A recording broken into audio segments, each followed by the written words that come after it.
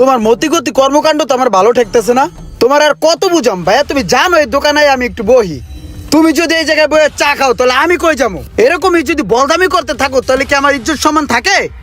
তুমি খালি আকামের বেলায় আছো, কামের বেলায় একটা কামও করো না। খালি চা হান্দাইতে পারো আর মানুষ লয়ে আড্ডা মারতে পারো। তুমি আনতে ওড়ো, বাসা যাও। চা কয় টাকা হইছে? আর তোমার বিল দেওয়া লাগবে না, রাও। তোমার পকেটের যে টাকাটা দিবা ওটা তো আমারই টাকা, হিসাব মিলাইলে আমার পকেটের থেকে এই টাকাটা যাইবো। সরো এনতে সরো, আমি মাথাটা ঠান্ডা করি, এক কাপ চা খামো। আর পেটটা লয়ে লড়তে পারে না, যাও তো। ওই ভাই আপনি আবার ওঠেন নাকি? কাম নাই কাজ নেই, সারা দিন আড্ডা মারতে হয়। ওই আমার এক কাপ চা দে। আর এগারো কয় টাকা হইছে? এখন হইছে 40 টাকা, আগের রইছে 150 টাকা।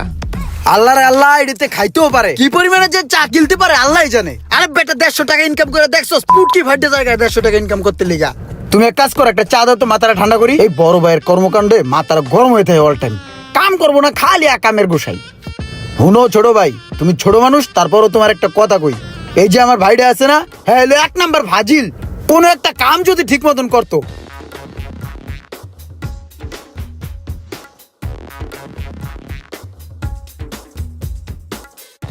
ওই দেখ ইমরানে বড় ভাই যাইতাছে বাদাই মিয়া।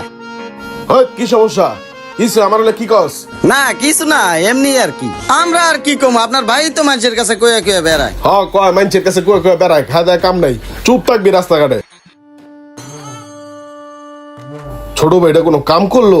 রাস্তাঘাটের এমন কোনো মানুষ নাই যার কাছে কয় নাই। আমি আর এই বাসায় থাকবো না।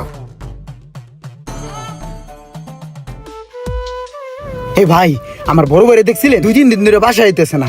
আমিও তো 2 দিন ধরে দেখি না। তাইলে গেল কোথায় কোন? তো আর আমি কোথায় খুঁজবো এখন?